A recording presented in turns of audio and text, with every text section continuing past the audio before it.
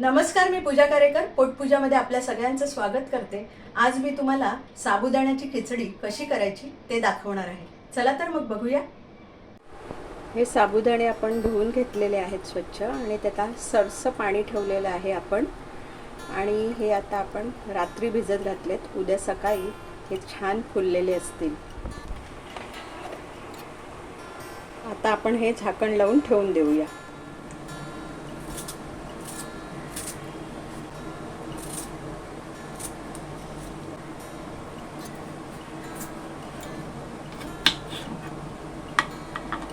काही जण बटाटा उकडून घेतात, पण मी अशा बटाट्याच्या काचऱ्या करून तुपामध्ये परतून घेते।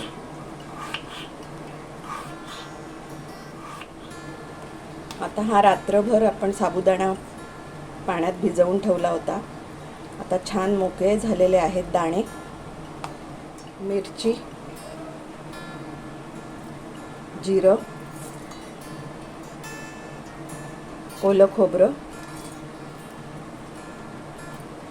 मीठ,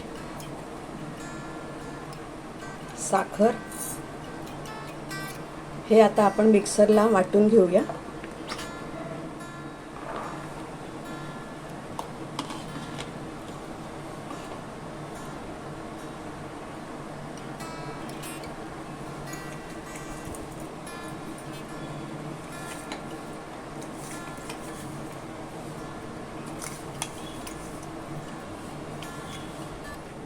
आता आपण हे सगळं वाटण ह्याला लावून घेऊया।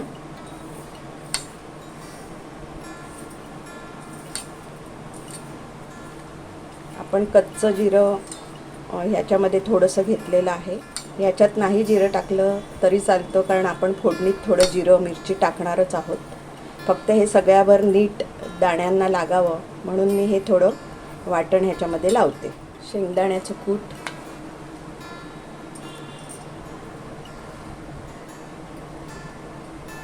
आवडीनुसार आपण घालू शकतो।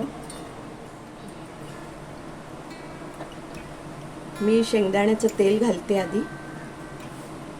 तुम्ही पूर्णपणे पण साजूक तूप वापरू शकता, पण मी थोडं शेंगदाण्याचं तेल आधी वापरते, कारण शेंगदाणा आपण उपवासाला खातो आणि नंतर मग थोडंसं साजूक तूप मी घालते। आता तेल तापलेलं आहे, तर आपण जिरं घालून घेऊया। जिरं तडतडलेलं आहे, छान गुलाबी झालेला आहे। आता आपण मिरची घालूया, बटाटा। आता आपण ह्या बटाट्याच्या काचऱ्या नीट आपल्याला शिजवून घ्यायच्या आहेत। एक वाफ घेऊया।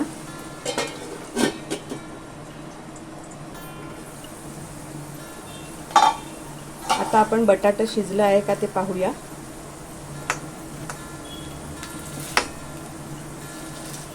थोडं शिजत आलेलं आहे, अजून थोडं शिजायला हवं।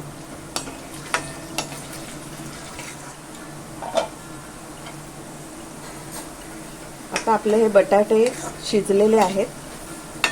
आता आपण हे साबुदाणे आणि हे जे मिश्रण आपण साबुदाण्यांचं केलेलं आहे ते मिक्स करून घेऊया। आता हे आपण परतून घेऊया आणि जर आपल्याला वाटलं आता थोडंसं मीठ अजून हवंय तर आपण घालू शकतो।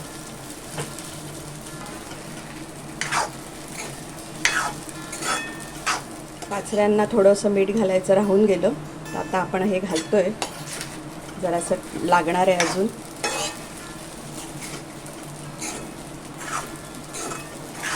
साबुदाण्याच्या खिचडीवर झाकण घालायचं नाही, नाहीतर सगळा गोळा होतो। ती मोकळी राहावी म्हणून अशीच परतत ठेवायची।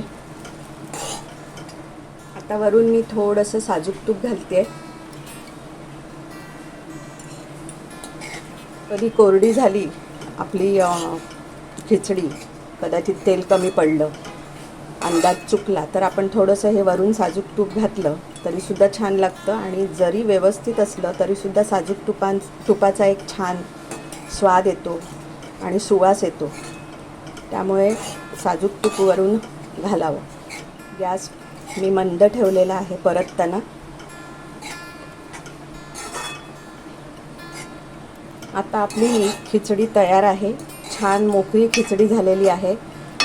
जास्त उष्णता लागली की त्याचा गोळा होऊ शकतो, त्यामुळे मंद आचेवरच परतत राहायचं आणि एखादा दाणा खाऊन बघायचा तो शिजला आहे की नाही. अतिशय पिठूही लागत नाही आहे हे बघायचं.